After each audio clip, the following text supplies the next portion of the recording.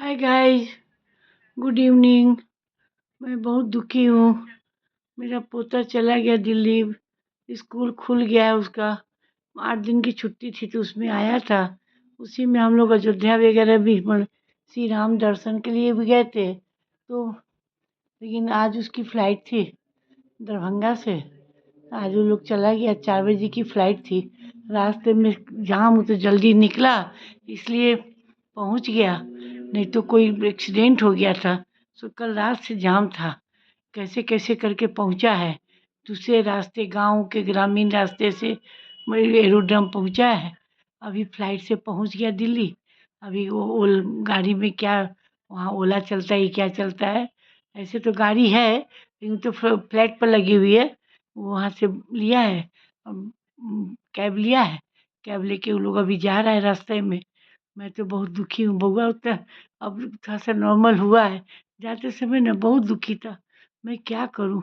इतना रो रही हूँ मैं ना, अंदर से मेरा दिल रो रहा है। लेकिन पढ़ाई के चलते बच्चा को शिफ्ट करना है। यहाँ के स्कूल की पढ़ाई तो है ही, और मेरे दुश्मन भी बहुत हैं। बिना बात का दुश्मन है, किसी का कुछ नहीं बिगाड़ती हूँ, चुपचाप अपना काम करती हूँ। मेरे मोहल्ला में भी एगो विनोद पासवान है। वो इतना बड़ा दुश्मन बना हुआ है। अंदरूनी सब पासवान सब चाहता है कि हम घर छोड़ के भाग आए। मैं फ्लैट में आ गई, वहाँ शोरूम है, ये लोग सारा बेच रहे।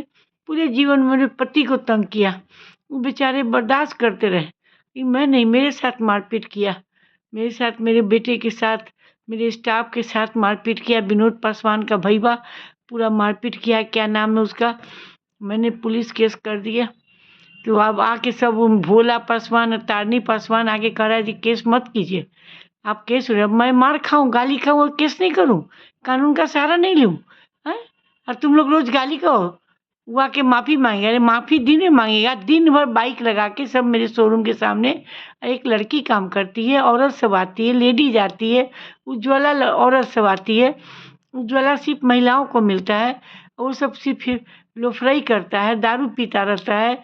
बगल में 2-3 तारी का दुकान है, तारनी का तारी का दुकान है, और किसका तो है, बजरंगी पासवान का दुकान है।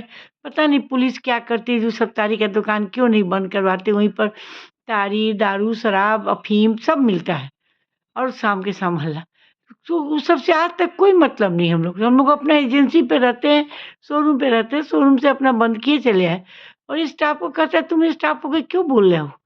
तुम्हारे मालिक को हम मारेंगे, मलकिनी को मारेंगे, गाली बकेंगे। और इस कारण हम अपने बच्चे को बाहर शिफ्ट किए हुए हैं। बहुत दुखी हैं, क्या करें।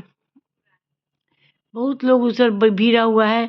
मेरे देवर मेरे दुश्मन बने हुए हैं, जो सब प्रॉपर्टी मेरे नाम कर दीजिए।